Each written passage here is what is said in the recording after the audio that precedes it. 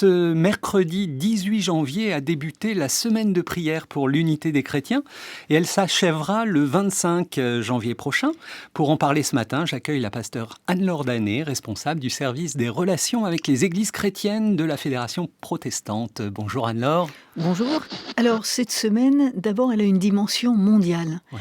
Toutes les églises chrétiennes sont invitées à prier ensemble et à prier les uns pour les autres et à prier pour des sujets qui leur tiennent à cœur dans un monde qui est difficile, qui vit des crises profondes.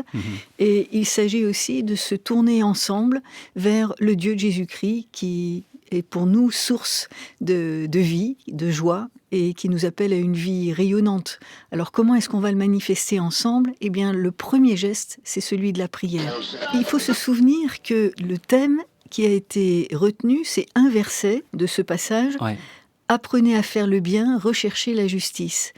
Et Alors ça, le c'est groupe, positif, on va dire. alors, c'est positif. C'est même motivant, mais par contre, Le contexte est plus très dur. Ouais. Le contexte est très dur et le comité mondial de la semaine de prière pour l'unité a demandé à un groupe du Minnesota, D'accord. donc aux États-Unis, et vous vous souvenez, c'est là que George Floyd a été assassiné Exact.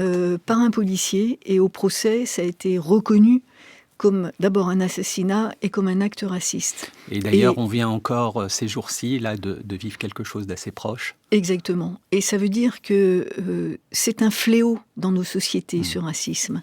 Alors, c'est particulièrement fort là aux États-Unis. On voit bien que c'est une société. Voilà.